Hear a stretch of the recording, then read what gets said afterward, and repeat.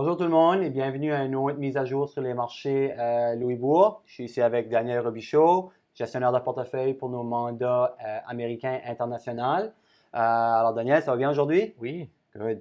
Alors Daniel, pourrais-tu commencer par nous faire parvenir qu'est-ce qui s'est passé puis déroulé vers la fin 2021 puis pour l'année 2021 en général? oui, clairement, je ne devrais pas surprendre personne aujourd'hui en disant qu'en 2021, les marchés des actions ont performé exceptionnellement bien. Mhm. On regarde les actions canadiennes et américaines, on a vu des retours de plus de 20 si on regarde à l'international, un retour de plus de 10 donc, clairement mieux que qu'est-ce qu'on aurait ou que j'aurais deviné Mhm. un an passé. Ouais. Si on regarde le dernier trimestre, qu'est-ce qu'on a remarqué, c'est les actions qui ont retourné dans leur trajectoire positive. Donc, on a vu des bons retours de 5 à 10 dans les marchés américains. Euh, donc, il y avait quelque chose à regarder. On a eu un peu de volatilité au début du trimestre avec la nouvelle variante Omicron, Mhm. comme on le sait, qui a causé un peu d'incertitude pour les investisseurs. Mais à Sûrement. mesure qu'on a eu plus de données, je pense que la confiance a revenu rapidement Mhm. puisque les données démontrent que les risques de maladies graves sont beaucoup moins importants que ses prédécesseurs. Mhm. Une autre chose qu'on a porté beaucoup attention à, c'est les profits des entreprises. Donc, à travers l'année, nous avons entendu beaucoup parler des problèmes de chaîne d'approvisionnement. Il y a un manque de main-d'œuvre dans plusieurs secteurs. Mhm. Une des questions qu'on avait beaucoup dans notre tête, c'est est-ce que ça va finalement affecter les entreprises et leurs profits? Puis la réponse à ça est principalement non, autre que dans certains grands commerces de détail. Ouais. Vraiment, on n'a vu aucun impact presque sur ces compagnies-là. Puis, vraiment un bon retour des profits à la croissance qui supporte Mhm. les évaluations un peu plus élevées qu'à d'habitude. OK, puis si que on regarde à 2022, c'est à quoi qu'on peut s'attendre pour l'année qui s'en vient pour les investisseurs? Clairement, quand on investit dans les marchés des actions, il y a toujours de l'incertitude. Mhm. 2022 ne sera pas différent. Clairement, tout de suite, il y a beaucoup d'incertitudes puis de choses que les investisseurs pensent à.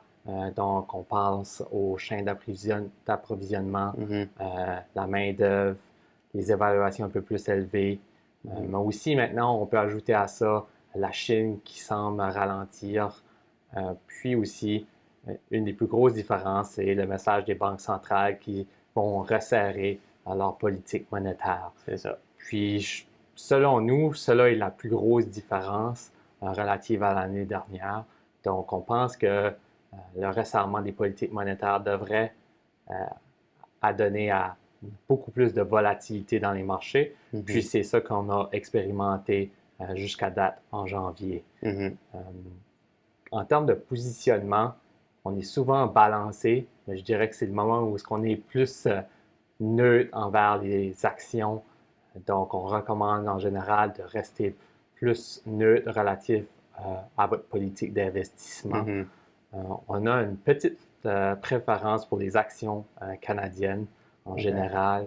On pense que c'est un marché qui est, devenu plus populaire en 2021, mais Mhm. aussi ça pourrait continuer en 2022 avec l'exposition qu'on sait qui est un peu plus élevée dans les secteurs comme l'énergie ou les banques, Mhm. qui devraient bien bénéficier dans cet environnement actuel. Mhm. On, on aime aussi les actions internationales qui ont sous-performé un peu dernièrement, mais c'est des secteurs bien diversifiés, donc l'indice est bien diversifié, puis l'évaluation relative aux actions américaines est beaucoup moins demandante. Donc, on OK. pense qu'aussi ils sont bien positionnés. Comme que vous pouvez voir, euh, on est un peu moins positif sur les actions américaines qui sont beaucoup plus concentrées dans certains secteurs comme les technologies, Mhm. puis les évaluations sont beaucoup plus élevées. Mhm. Donc, on pense que c'est probablement pas la meilleure situation en termes de positionnement avec les politiques monétaires qui devraient se resserrer durant 2022. Puis, en conclusion, as-tu un message que tu aimerais partager avec les investisseurs qui sont peut-être en train de surveiller les nouvelles et puis qui se demandent à quoi s'attendre prochainement? pense que mon message, c'est qu'il y aura toujours de la volatilité en investissant dans les marchés des actions. Clairement, qu'est-ce que je veux que nos investisseurs focus dessus, c'est leur objectif à long terme. On voit souvent des investisseurs qui essayent de timer le marché, puis la vaste majorité du temps, c'est là où est-ce que les investisseurs détruisent le plus de valeur pour eux-mêmes. Donc, le focus devrait être sur le long terme, puis atteindre ses objectifs. À Louis Bourg, on a nos professionnels qui sont ici pour faire sûr que votre politique de placement reflète vraiment ces objectifs-là à long terme, rebalance vos portefeuilles.